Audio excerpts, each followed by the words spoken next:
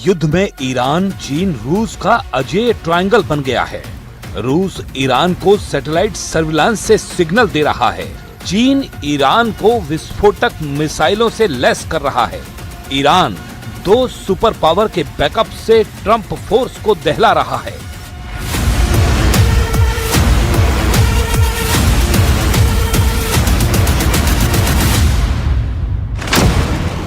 खाड़ी युद्ध की पिक्चर क्लियर है। अमेरिका इजराइल में बड़ा फेयर है। युद्ध अब बराबरी का है। टक्कर फाइनल राउंड की है। ईरान पर प्रेशर बढ़ा रहे ट्रंप के होश उड़ गए हैं।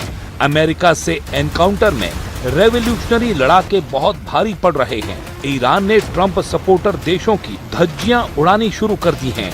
ईरान की ड्रोन और मिसाइल की मार खाड़ी देशों से झेली नहीं जा रही, क्योंकि ईरान हर दिन हमलों की डोज बढ़ाता जा रहा है।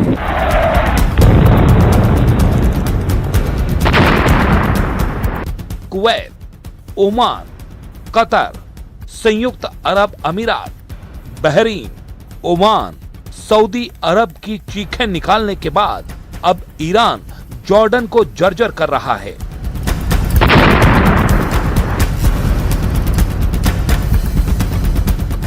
जॉर्डन के मुफाक साल्टी एयरबेस को ईरान लगातार क्यों बमबारी कर दहला रहा है, ये भी जान लीजिए।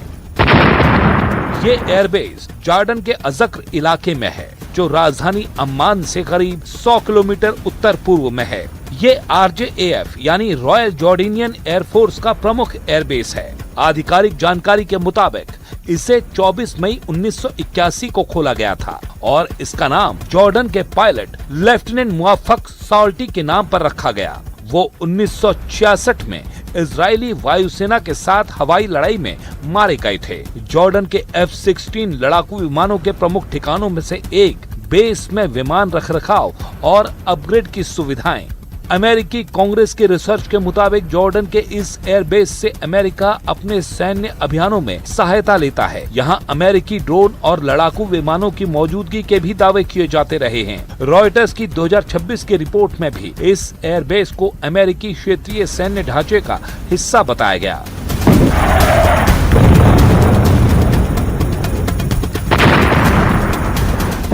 मतलब जॉर्डन पर ईरान का हमला ट्रंप के अड्डे की तबाही की वजह से हो रहे हैं।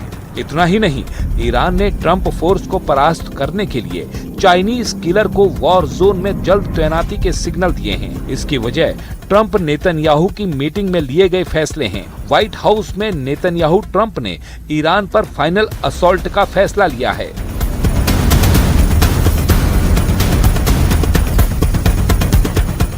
ईरान का पक्का इलाज युद्ध है। ईरान तभी हारेगा जब एटमी प्रोग्राम तबाह होगा। ईरान से जीतना है तो मुस्तबा को हटाना होगा।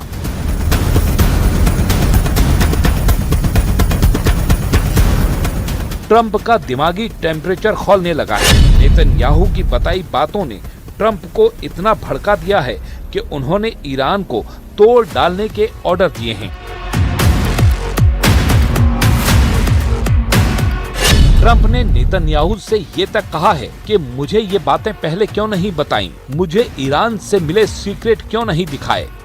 नेतन्याहू ने ट्रंप को क्या दिखाया है? कौन सा खौफ अब व्हाइट हाउस में छाया है? क्यों ट्रंप ईरान में तबाही वाला युद्ध शुरू करने के लिए तैयार हो गए हैं? पीएम नेतन्याहू से सुनिए। ट्रंप से मीटिंग के बाद उनके खुशी का ठिकाना नहीं है। מצוינת עם הנשיא טראמפ. כשאני אומר מצוינת זה לא מן השפה אל החוץ. שיחה עם שותפות מלאה, עם תמיכה הדדית, עם הבנה על היעד המשותף להבטיח שלאיראן לא יהיה נשק גרעיני וגם יעדים אחרים. אחת השיחות הטובות ביותר שקיימתי עם נשיא ארצות הברית, ידידנו דונלד טראמפ. היה שם גם כל הצוות הבכיר שלו. चैनल 12 के मुताबिक नेतन्याहू ने ट्रंप से उन ठिकानों पर फिर से हमला करने के लिए कहा है जिससे मुस्तबा की सरकार ढह जाए। ईरान में तख्ता पलट का चांस देखकर ट्रंप फिर से फुल फॉर्म में हमले के लिए तैयार हुए हैं। जबकि नेतन्याहू से मिलने से पहले ट्रंप ईरान से डील का दावा कर रहे थे। उन्होंने ईरान से बहुत अच्छी बातें करने का दावा किया था, लेकिन अब फिर से ट्रंप बमबारी वाला सीन खाड़ी में दिखाने लगे हैं।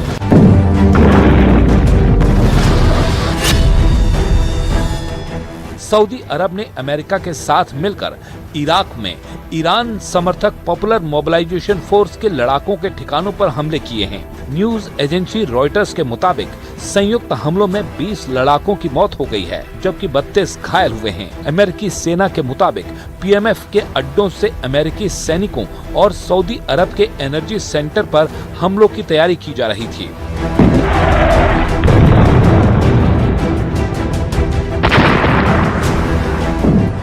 वक्त रहते अमेरिका सऊदी अरब ने ईरानी लड़ाकों को कुचल डाला, लेकिन इराक के प्रधानमंत्री इस हमले के बाद बौखला गए हैं।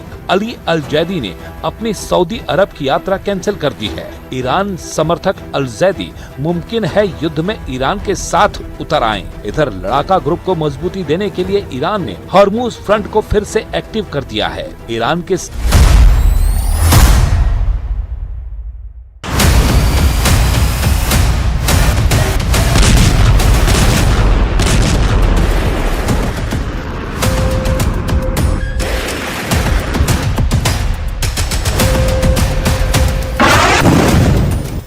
जेलेंस्की को हथियार चाहिए, बैलिस्टिक मिसाइल चाहिए, एंटी बैलिस्टिक सिस्टम चाहिए।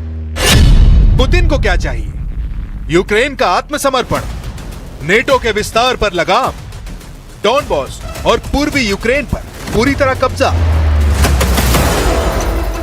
यूक्रेन लॉन्ग रेंज हमलों से मॉस्को को सन्न कर रहा है, उसके तेल ठिकानों को तबाह कर रहा है। ब्लैक सी और कैस्पियन सागर में रूस को निशाना बना रहा है, लेकिन सभी हमले लॉन्ग रेंज हमलों पर निर्भर है। मॉस्को यूक्रेन के ड्रोन हमलों का जवाब हाइब्रिड मोड में दे रहा है।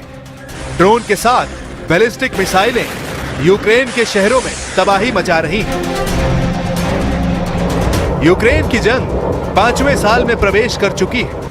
लंबी जंग के बावजूद जेलेंस्की के तेवर हाई हैं, लेकिन पुतिन के पलटवार यूक्रेन के शहरों पर कहर बरसा रहे हैं।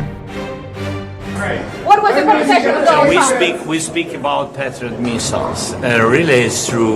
Now we spoke with senators about it. So that Ukraine really can produce everything, which can destroy everything from Iranian Shaheeds to Russian drones and etc. We have drone interceptors, modern systems of electronic warfare. Real problem is anti-ballistic systems and anti-ballistic missiles. And of course, I shared what we need, our needs. I shared it with the president today. I'm very thankful to him for this meeting. And now I shared with senators. So we will try to manage it. It's a big challenge. Washington में मंगलवार को हुए Zelensky Trump मुलाकात के बाद एक बड़ा सवाल सामने आया है। क्या दुनिया के सबसे बड़े सैन्य और रक्षा ठेकेदारों में गिनी जाने वाली अमेरिकी डिफेंस जायंट लॉकहीड मार्टिन के हथियारों से यूक्रेन रूस पर दबाव बना पाएगा? क्या इस जंग में कभी जेलेंस्की को निर्णायक बढ़त हासिल होगी? और जेलेंस्की की ट्रम्प से सबसे अर्जेंट मांग क्या थी? जेलेंस्की की सबसे बड़ी टेंशन ये है कि वो चाहते हैं वो उन हथियारों का निर्माण यूक्रेन में जो मॉस्को के हर हथियार को भस्म कर दे। जेलेंस्की ने दावा किया है कि उनके पास रूस के ड्रोन से मुकाबला करने के लिए इंटरसेप्टर है, लेकिन असली समस्या एंटी बैलिस्टिक सिस्टम और एंटी बैलिस्टिक मिसाइलों की है।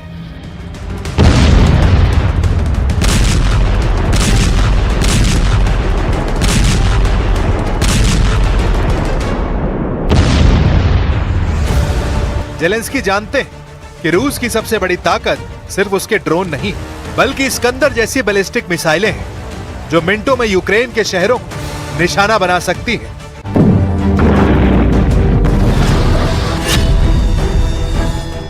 सऊदी अरब ने अमेरिका के साथ मिलकर इराक में ईरान समर्थक पॉपुलर मोबिलाइजेशन फोर्स के लड़ाकों के ठिकानों पर हमले किए हैं। न्यूज एजेंसी रॉयटर्स के मुताबिक संयुक्त हमलों में 20 लड़ाकों की मौत हो गई है, जबकि 32 घायल हुए हैं। अमेरिकी सेना के मुताबिक पीएमएफ के अड्डों से अमेरिकी सैनिकों और सऊदी अरब के एनर्जी सेंटर पर हमलों की तैयारी की जा रही थी।